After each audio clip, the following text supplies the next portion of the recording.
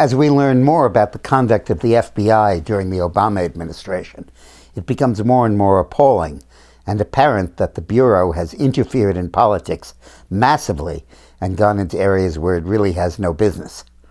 But the intervention of the FBI in American politics is something that politicians have encouraged for its entire history. It's not the Bureau's fault. It's the fault of the politicians that ran the agency. But nevertheless, the heritage of political intervention runs deep in the ethos of the agency, even though the Bureau will never admit it. The FBI was founded in the 1920s, partially as a reaction to the murder of Charles Lindbergh's son and the need to federalize the crime of kidnapping, and the bank robbery and the Dillinger episodes and robbing banks and Al Capone and that whole era of organized crime spawned the FBI. But from the beginning, the FBI was misused by politicians to punish their political opponents.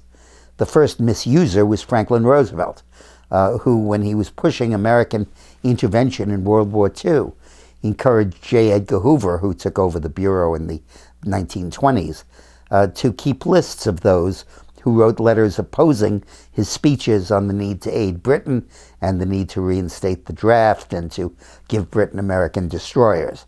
He even at one point asked Hoover to dig up information on his opponent in the race for president, Thomas E. Dewey, but Hoover back then refused.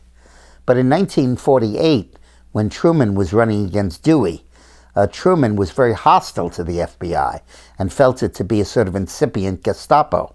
And as a result, Hoover backed Dewey covertly and fed Dewey all kinds of negative information on his Republican primary opponent, Harold Stassen, in 1948, and then on Truman in the race for president of 48, and unearthed a very important scandal where Truman's chief aide, Vaughn, had received a gift from an industrialist. And that was the big scandal of the Truman administration, outed by the FBI to try to drive Truman out of office. After the 1950s, when we got into the civil rights era and into the Vietnam War controversies of the 60s, the FBI played a key role in trying to quash domestic dissent. J. Edgar Hoover was a total racist, hated Martin Luther King, and in cahoots with Robert Kennedy, the Attorney General, wiretapped King and got information on all kind of King's liaisons with assorted women and helpfully mailed them to his wife, along with a note to King that he was doing it, saying that suicide might be your best option, literally encouraging Martin Luther King to kill himself.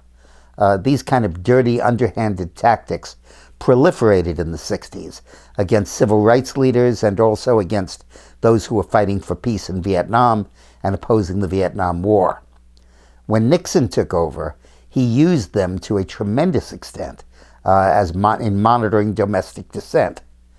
But even Hoover had his limits, and Hoover at one point kind of drew a line and said, I'm not going to do any more of this because it's endangering the agency. The Bureau was all to Hoover. And in frustration, Nixon moved a lot of the surveillance and a lot of the dirty tricks into the White House, saying the FBI won't do it, so I'm going to do it.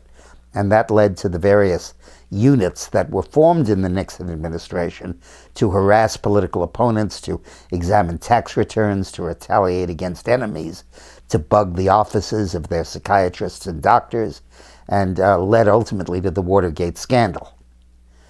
After Watergate, the FBI kind of reeled in retreat, and it became more and more under siege. During the 1970s, the Church Committee exposed a lot of the abuses of the FBI and the CIA. And throughout the 80s and 90s, those agencies were relatively weak and indeed rocked by scandal because of the breaches in their own security. The FBI hit an all-time low in capturing Russian spies, and the Russian spy rings had a field day with the FBI's incompetence, and the Bureau was humiliated time after time. Then in the 60s, then in the first decade of the 21st century, the 2000s, the FBI had a new role in life as a counter-terror center. And under Bush, its powers expanded exponentially through the Patriot Act in our effort to root out terrorism.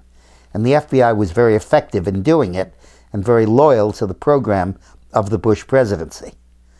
But when Obama took over from Bush, he completely transformed the FBI from a conservative, anti-communist, anti-terrorist institution into a radical left-wing hotbed of anti-Israeli, progressive, left-wing democratic sentiment.